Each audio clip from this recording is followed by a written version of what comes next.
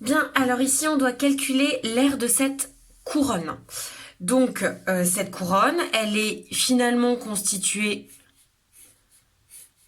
d'un grand demi-disque. Là, j'ai la moitié d'un disque complet. Mais il faut que j'enlève celui-ci. Donc, on y va. Si on calcule l'aire d'un demi-disque. Donc pour ce grand demi-disque, je vous rappelle que l'aire d'un disque, c'est pi r au carré, soit pi fois rayon fois rayon. Donc pi fois rayon au carré. Ici, le rayon, c'est donc la moitié de 10,4, puisque 10,4, c'est le diamètre. La moitié de 10,4, c'est 5,2. Donc ça nous fait pi fois la moitié de 10,4, j'ai bien dit 5,2. 5,2 fois 5,2. Le carré signifie la valeur multipliée par elle-même et non pas fois 2. Ça, c'est l'aire d'un disque. Sauf que ici, je divise par 2 puisque ce n'est pas un disque entier, mais la moitié d'un disque. J'utilise ma calculatrice. Si je n'ai pas une calculatrice scientifique, pour pi, je peux prendre environ 3,14. Donc, avec la calculatrice scientifique, seconde, et au-dessus du fois 10 ici, on a bien le pi qui est en orange. Donc, pi fois 5,2. Soit j'utilise au carré avec le petit chapeau qui est là et je mets puissance 2. Divisé par 2 puisque je veux la moitié d'un disque et j'ai environ 42,5 puisqu'après le 4 c'est un 7. Donc quand j'arrondis au dixième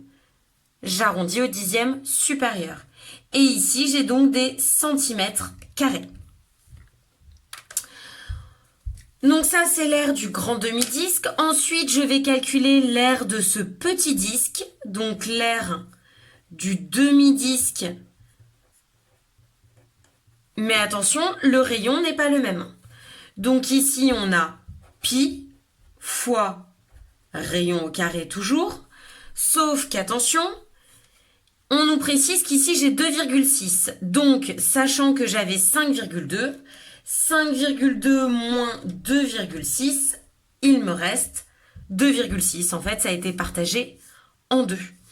Donc ici, j'ai pi fois, donc je vais repréciser qu'ici, on a aussi 2,6 cm. Donc pi fois 2,6, je vais laisser l'écriture au carré. Mais c'est toujours pareil, je veux la moitié de mon disque, donc je divise par 2. J'ai donc pi,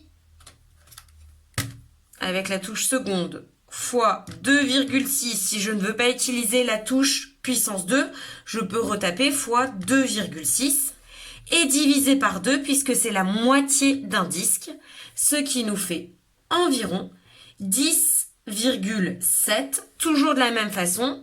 Non, je me trompe puisque c'est 61, donc ça reste 10,6. J'ai regardé le 8 qui est au millième.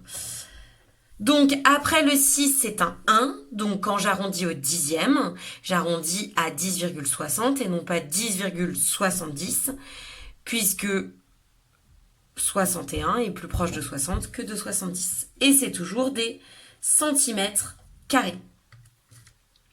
Et donc, pour avoir l'aire de la couronne, donc l'aire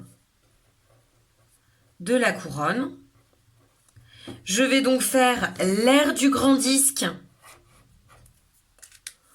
moins l'aire du petit disque. Donc là, on va préciser grand demi-disque. Et là, c'est petit demi-disque. J'ai donc 42,5 moins 10,6, ce qui nous fait 31,9. Et on est toujours en centimètres carrés. Voilà pour l'air de cette couronne.